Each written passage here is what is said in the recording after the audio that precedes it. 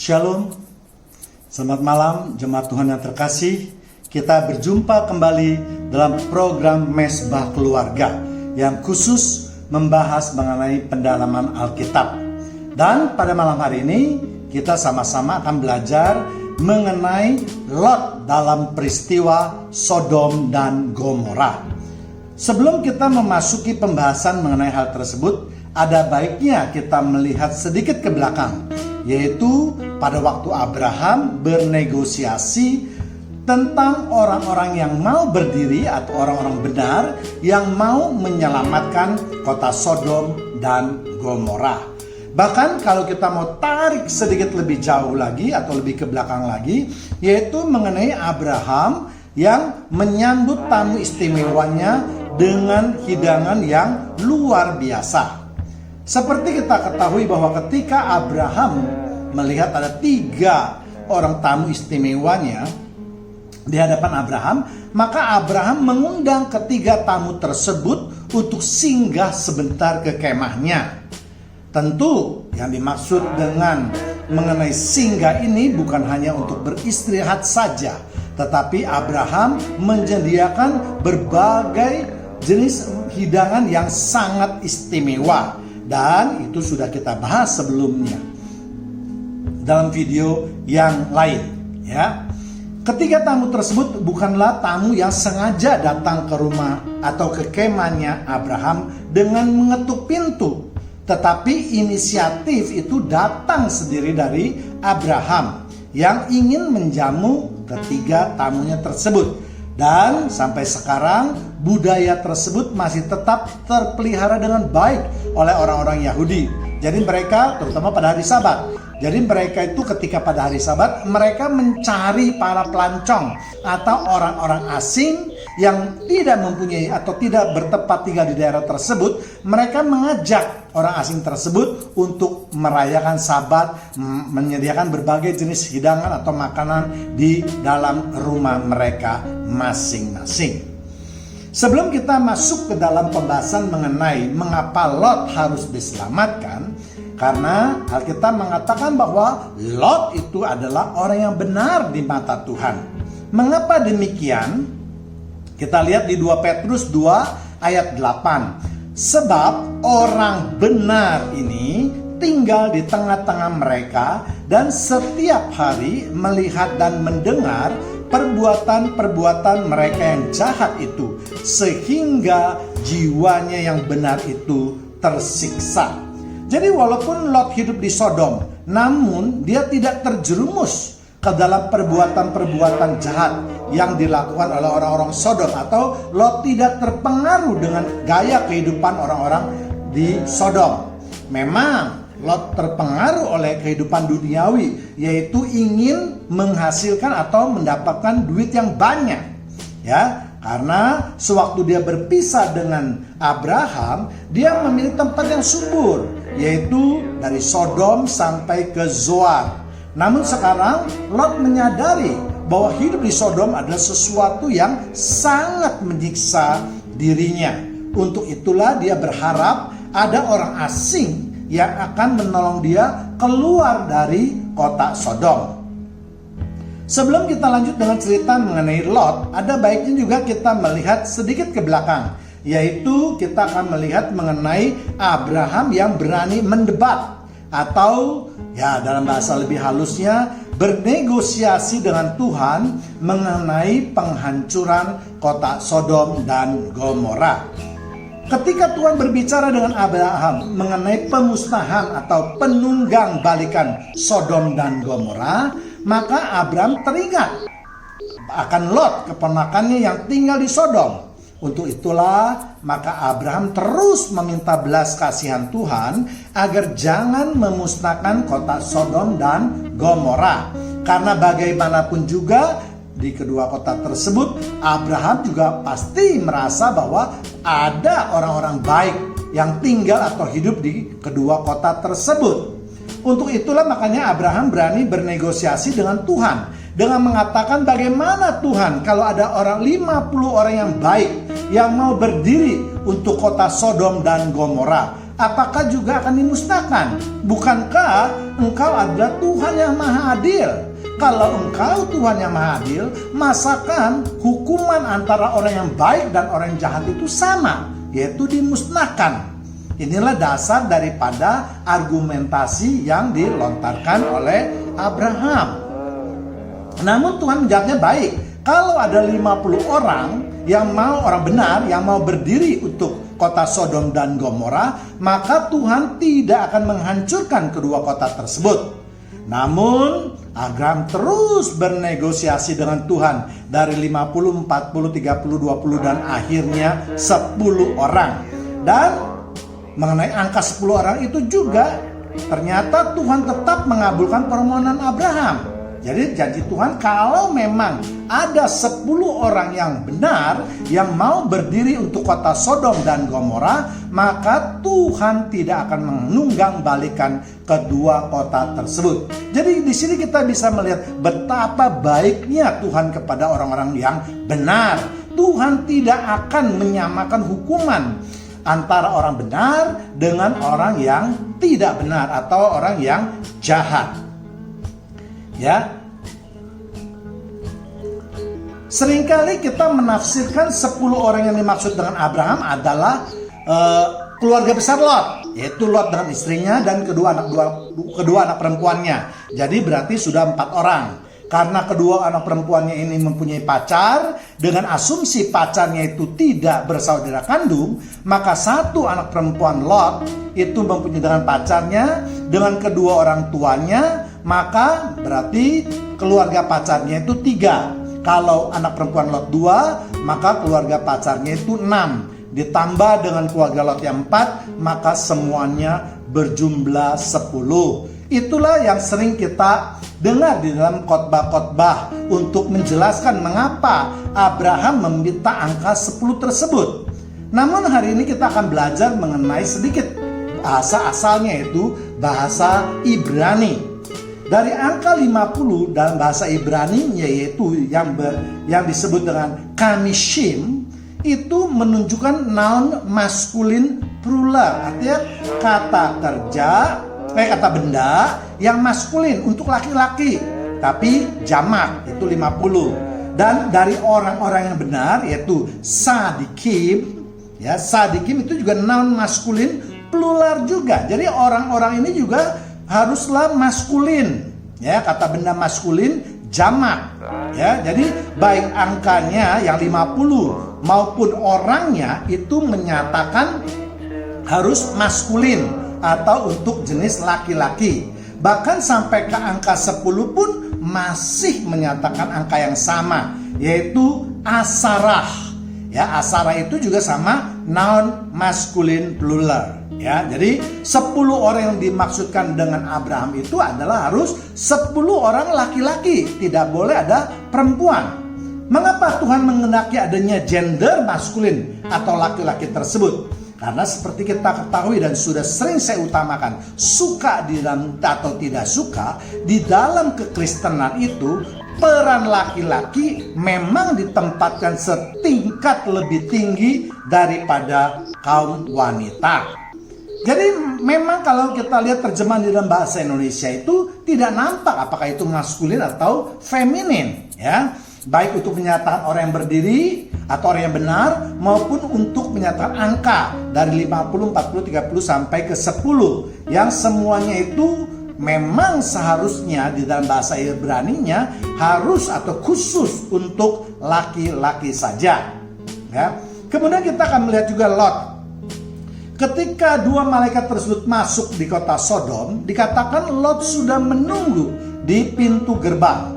Ketika Lot melihat ada 2 orang asing, yaitu yang dianggap mungkin sebagai pelancong, karena Lot tidak pernah melihat wajah kedua orang tersebut, maka Lot juga melakukan hal yang sama seperti apa yang dilakukan oleh Abraham. Jadi Lot segera menyongsong mereka dan mengundang kedua tamunya untuk menginap di dalam rumahnya. Walaupun pada mulanya kedua tamu tersebut menolak dengan mengatakan bahwa mereka akan tinggal di lapangan saja, namun Lot memaksa kedua orang asing tersebut untuk tinggal di rumahnya. Lot menganggap kedua tamu atau kedua pelancong tersebut tidak mengetahui keadaan di Sodom. Ya, sehingga Lot berusaha untuk menyelamatkan mereka berdua. Inilah cermin dari Lot, mengapa dia dikatakan orang yang benar di mata Tuhan. Ya, jadi memang perilaku Lot itu baik. Kalau kita perhatikan ketika Lot menyambut tamunya itu hanya dengan roti yang tidak beragi, ya. Jadi lain dengan Abraham. Kalau Abraham datang, Abraham memotong lembu, membuat roti, susu dan seterusnya. Tetapi Lot hanya menyediakan hidangan yang sangat sederhana. Mengapa demikian? Karena pada waktu itu atau pada sore hari itu sudah memasuki hari Paskah.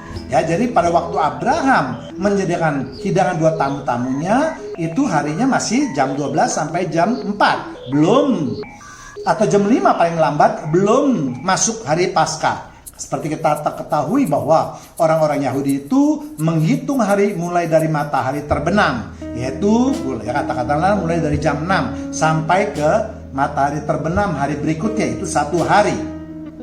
Ya, jadi itulah sebabnya Lot tidak dapat atau tidak bisa menyediakan hidangan yang istimewa buat tamunya itu. Dan ini juga bukan suatu kebetulan Lot diselamatkan pada hari Paskah. Karena Paskah berarti hari pembebasan. Dan kita lihat di kitab Kejadian 19 ayat 3. Tetapi karena ia sangat mendesak mereka, singgahlah mereka dan masuk ke dalam rumahnya. Kemudian ia menyediakan hidangan bagi mereka. Ia membakar roti yang tidak beragi, lalu mereka makan. Jadi ada persamaan sifat yang baik, ya. Sekali lagi saya ulangi, antara Abraham dengan Lot. Mereka adalah orang-orang yang baik dan atau benar di mata Tuhan. Yang menjadi masalah adalah ketika penduduk Sodom ingin mengepung rumah Lot dan meminta supaya Lot menyerahkan kedua tamunya kepada mereka untuk dipakai dalam tanda kutip, maka Lot mau mengorbankan kedua putrinya yang belum pernah dijamah oleh laki-laki. Inilah suatu kesalahan dari Lot. Meskipun kalau kita memakai logika manusia bahwa itu sebenarnya adalah perbuatan yang sangat baik, di mana Lot mau berkorban demi menjaga kehidupan kedua tamunya dari ancaman orang-orang Sodom. Tetapi jika dilihat dari firman Tuhan yang tertulis di kitab Imamat 18 ayat 22 khususnya, atau ayat-ayat lain yaitu mengenai aurat perempuan, jelas Lot sudah melanggarnya. Demikian juga dengan dasar dari semua ajaran firman Tuhan, yaitu saling mengasihi seperti engkau mengasihi diri sendiri. Lot mengasihi tamunya, tetapi Lot tidak mengasihi anak perempuannya. Imamat 18:22, janganlah kau tidur dengan laki-laki secara orang bersetubuh dengan perempuan, karena itu suatu kekejian. Jadi dengan Lot menyediakan atau memberikan anak perempuannya untuk dipakai oleh orang-orang Sodom, itu di mata Tuhan sebenarnya adalah suatu perbuatan atau kekejian bagi Tuhan. Ya, jadi kalau Lot menawarkan perempuan yang belum pernah dijamah oleh laki-laki kepada orang Sodom untuk dipakai, sekali lagi itu di mata Tuhan adalah suatu kekejian. Memang di satu pihak Lot ingin menyelamatkan tamunya, namun di pihak lain Lot mengorbankan anak perempuannya. Dan jelas ini tidak sesuai dengan hukum Taurat. Yang satu harus dilakukan, yang lain jangan dilupakan. Karena pelanggaran terhadap satu hukum Taurat akan mengakibatkan gagalnya pelaksanaan hukum Taurat secara keseluruhan. Jadi memang ada beberapa hukum Tuhan dan hukum manusia yang berbeda. Ya, jika dipakai pikiran manusia seakan-akan Lot adalah pahlawan karena dia berusaha untuk menyelamatkan tamu istimewanya dengan mengorbankan atau pengorbanan sangat besar, yaitu menyerahkan kedua anak perempuannya. Tapi di mata Tuhan lain, itu adalah suatu kekejian. Ya, jadi seperti yang juga pernah saya sampaikan di dalam pemberitaan firman Tuhan, bahwa janganlah sampai kita melakukan suatu hukum Tuhan dengan menabrak atau berlawanan dengan atau mengabaikan hukum Tuhan yang lain. Jadi sebagai umat Tuhan kita harus memelihara hukum Tuhan itu dengan baik, dengan seimbang. Lot beruntung karena hal tersebut tidak menjadi kenyataan. Kalau terjadi, maka hal yang lebih buruk lagi pasti terjadi. Ya. Jadi beruntunglah Lot karena adanya penyelamatan yang dilakukan oleh kedua orang tamu atau kedua malaikat tersebut. Seperti kita ketahui bahwa tujuan utama dari kedatangan utusan Tuhan yaitu malaikat ke Sodom dan Gomora adalah untuk melihat apakah benar penduduk Sodom sudah demikian rusaknya. Dan ternyata memang benar mereka mendapatkan perilaku penduduk Sodom dan Gomora yang memang sudah bejat boleh dikatakan. Dan akhirnya Tuhan tidak menemukan 10 orang laki-laki yang mau berdiri atau yang berani untuk menyelamatkan kota Sodom dan Gomora, sehingga kedua kota tersebut akhirnya ditunggang balikan oleh Tuhan. Dan keluarga Lot yang dipandang masih berperilaku baik, maka Tuhan tetap menyelamatkan keluarga Lot tersebut. Pertanyaan lain timbul, mengapa Tuhan mendatangkan hujan belerang dan api atas kedua kota tersebut?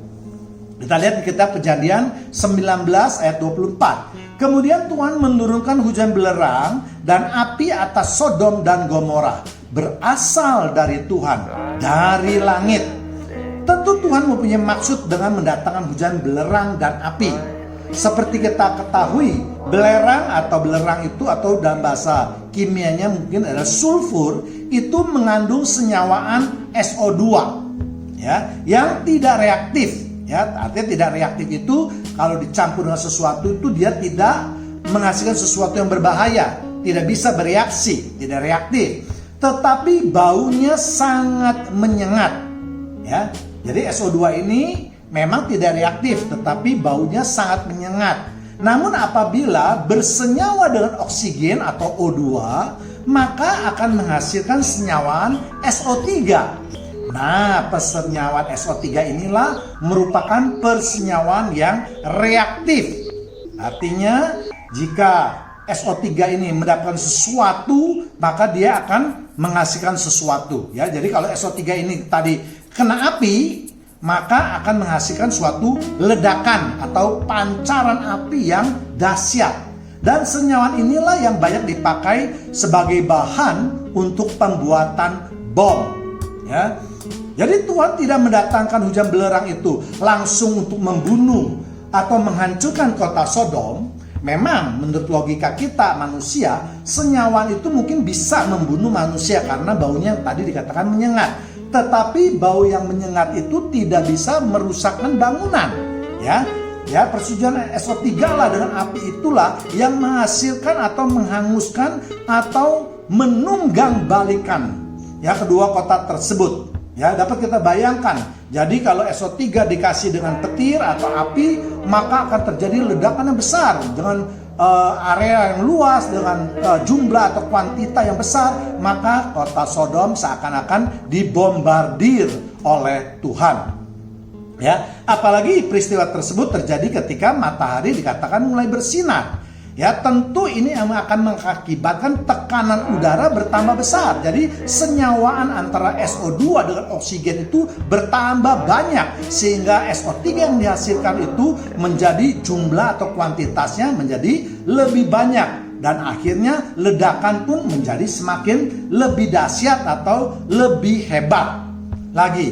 Itulah sebabnya makanya Abraham yang tinggal di Mamre dapat melihat bahwa ada asap dari bumi yang membumbung tinggi sebagai asap dari dapur peleburan. Dan itu dapat kita lihat di kitab Kejadian 19 ayat 28. Dan memandang ke arah Sodom dan Gomora serta ke seluruh lembah sungai Yordan, maka dilihatnya asap dari bumi membumbung ke atas sebagai asap dari dapur peleburan. Jadi asap dari dapur peleburan itu adalah asap yang luar biasa banyaknya.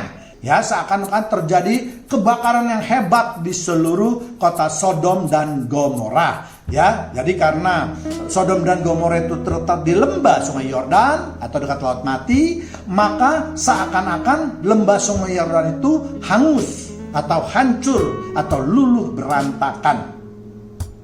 Lalu mengapa mengapa malaikat itu menyuruh Lot dan keluarganya untuk melarikan diri ke pegunungan? Ya, seperti kita ketahui bahwa sebenarnya Sodom dan Gomora itu terletak di lembah atau di dataran rendah dekat Laut Mati. Ya, yang tadi saya katakan berarti kalau pada siang hari tekanan udaranya bertambah banyak karena udara akan memuai jika terkena matahari. Sedangkan kalau di sebelah barat dari kedua kota tersebut, maka itu adalah pegunungan. Ya, itulah sebabnya di kedua kota tersebut terjadi ledakan yang hebat sekali. Ya, jadi untuk memperjelas, maka kita akan melihat dari situasi kota Sodom dan Gomora pada saat itu. Kalau kita perhatikan pada peta, Mamre, tempat Abraham itu terletak di sebelah kiri yang saya beri kotak merah. Sedangkan Sodom dan Gomora terletak di sebelah tenggara kota Mamre yang saya beri kotak ungu. Sedangkan kota Zoar terletak di sebelah selatan dari Laut Mati yang saya beri kotak hijau. Jadi dalam peta tersebut kita melihat bahwa kota Sodom dan Gomora memang terletak di bagian tenggara dari Laut Mati. Kedua kota ini terletak di lembah Sungai Yordan atau di tepi pantai dari Laut Asin atau Laut Mati. Sedangkan di bagian timur dari kedua kota tersebut adalah daerah pegunungan atau sebenarnya tepatnya seluruh daripada lembah Yordan itu atau dekat Laut Mati itu di sebelah timur barat itu sebenarnya adalah pegunungan karena Laut Mati itu terletak di lembah Sungai Yordan. Jadi seperti kita juga ketahui kalau di pegunungan itu berarti tekanan udaranya berkurang, ya. Atau boleh kita katakan udaranya lebih lembab atau lebih basah. Sedangkan Zoar terletak di sebelah selatan dari Laut Mati. Itulah sebabnya maka malaikat tidak dapat menghancurkan Sodom dan Gomora secara cepat karena Lot meminta supaya dia bisa tinggal di kota Zoar. Mengapa Lot meminta untuk mengungsi ke kota Zoar? Karena ketika berpisah dengan Abraham, Lot masih teringat kota Zoar yang begitu mempesona hatinya. Dan itu dapat kita lihat di kitab Kejadian 13 ayat 10. Lalu Lot melayangkan pandangannya dan dilihatnya lah bahwa seluruh lembah Yordan banyak airnya seperti taman Tuhan. Ya, saat memikat hati Lot seperti tanah Mesir sampai ke Zoar. Hal itu terjadi sebelum Tuhan memusnahkan Sodom dan Gomora. Dan kota Zoar itu tadi sudah saya katakan terletak agak jauh daripada Sodom dan Gomora. Jadi malaikat itu harus menunggu supaya Lot itu berlari meninggalkan kota Sodom menuju ke kota Zoar. Ya. Lot waktu itu tidak mau melarikan diri ke pegunungan. Ya, karena yang tadi saya katakan dia ingin sekali tinggal di Zoar, dan setelah Lot sampai di kota Zoar barulah malaikat menghancur leburkan kota Sodom dan Gomora.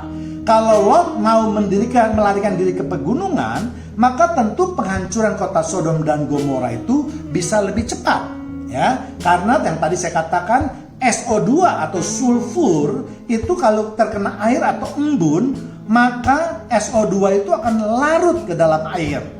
Sehingga SO2 itu tidak menghasilkan bau lagi yang menyengat karena sudah larut di dalam air. Bahkan campuran antara SO2 dengan embun itu akan berguna sebagai pupuk bagi tanaman. Itulah sebabnya mengapa malaikat menyuruh Lot dan keluarganya untuk lari ke pegunungan, karena di sana hukuman Tuhan menjadi tidak berbahaya lagi. Jadi kita lihat bahwa memang Tuhan telah menyediakan suatu jalan penyelamatan yang terbaik buat umatnya. Namun sayang, seringkali umatnya itu memakai pikiran sendiri, memakai logika sendiri. Ya, kita lihat di Kejadian 19 ayat 17. Sesudah kedua orang itu menuntun mereka sampai keluar, berkatalah seorang, larilah. Selamatkanlah nyawamu, janganlah menoleh ke belakang, dan janganlah berhenti dimanapun juga di lembah sungai Yordan. Larilah ke pegunungan, supaya engkau jangan mati lenyap. Ya, jadi seperti kita ketahui akhirnya dari cerita ini, Lot meminta supaya dia boleh pergi atau menetap di kota Sodom. Karena Lot tidak bisa melepaskan nafsu keduniawiannya, yaitu kembali lagi mencari uang. Ya, ketika dia sudah berasa tidak enak di Sodom, dia ingin lagi ke kota Zoar, ya, dengan harapan kota Zoar kehidupannya tidak seperti di kota Sodom. Kita lihat manusia seperti itu. Ketika dalam bahaya, dia ingin diselamatkan, tapi setelah diselamatkan, dia ingin lagi hidup dalam kedagingannya. Ya, dari cerita kedua tersebut akhirnya kita tahu bahwa akhirnya setelah Lot tinggal sekian lama di kota Zoar, mereka, Lot dan kedua anak perempuannya akhirnya terpaksa juga mengungsi ke pegunungan. Ya, dan akhir dari cerita itu kita sudah tahu bahwa Lot akhirnya itu diberikan minuman anggur sehingga membuat yang menjadi mabuk, lalu menghasilkan dua keturunan dari anak perempuannya, yaitu keturunan Moab dan Bani Ammon. Ya. Dan apa yang kita bisa petik dari cerita Lot dan keluarganya ini? Ada dua hal yang menjadi pembelajaran kita. Yang pertama yaitu bahwa Lot dibebaskan dari Sodom dan Gomora pada hari Paskah. Dan kita juga sudah dibebaskan dari kematian oleh Tuhan Yesus yang mati di kayu salib. Yang menjadi pertanyaan kita adalah, apakah kita juga sudah membebaskan diri dari berbagai dosa-dosa kita? Atau sebaliknya kita masih hidup di dalam penjajahan dosa, masih hidup di dalam kedagingan, masih hidup di dalam kehidupan dunia kita yang lama. Kalau kita sudah dibebaskan dari dosa, maka hidup kita seharusnya bisa jauh lebih baik daripada sebelumnya, yaitu kita bisa menghasilkan buah-buah roh yang manis. Kedua, di dalam kehidupan kita seringkali juga Tuhan sudah menyediakan yang terbaik, namun kita memakai mata dan pikiran serta logika kita, akhirnya kita memaksakan kehendak kita kepada Tuhan untuk memilih apa yang kita rencanakan dan bukan apa yang Tuhan rencanakan. Dan memang akhirnya kita akan mendapatkan berkat. Seringkali kita merasa sangat senang, wah ya kita sudah mendapat berkat dari Tuhan, oh doa kita sudah dikabulkan, walaupun kita memaksa misalnya, ya. Tetapi sebenarnya doa yang kita paksakan itu dan berkat yang kita terima itu adalah berkat-berkat yang kecil. Karena berkat-berkat yang disediakan Tuhan itu biasanya berkat-berkat yang luar biasa besarnya. Kita tahu kalau Tuhan sudah menjanjikan sesuatu, itu pasti skalanya besar. Kita lihat pada zaman Abraham saja, ya kan? Ketika dia di Mesir keluar, dia diberikan apa? Ribuan ternak, perak, dan seterusnya. Ya, jadi kita lihat banyak sekali di dalam kitab perjanjian lama, di mana kalau Tuhan sudah memberkati itu sungguh luar biasa. Jadi untuk itulah maka jemaat Tuhan yang terkasih, kita hendaknya sabar. Ya, kita berdoa ya memang harus, tapi kita jangan terus mendesak doa-doa kita supaya Tuhan mau mengabulkan apa yang kita pikirkan. Ya, tapi kita serahkan semuanya kepada Tuhan dan akan kita lihat berkat-berkat yang telah Tuhan sediakan buat kita adalah yang sungguh luar biasa. Demikianlah pembahasan Alkitab pada malam hari ini, dan kita akan bertemu kembali dalam program Mesbah Keluarga yang khusus membahas mengenai pendalaman Alkitab, tentu dengan tema yang berbeda. Tuhan Yesus memberkati kita semua. Amin.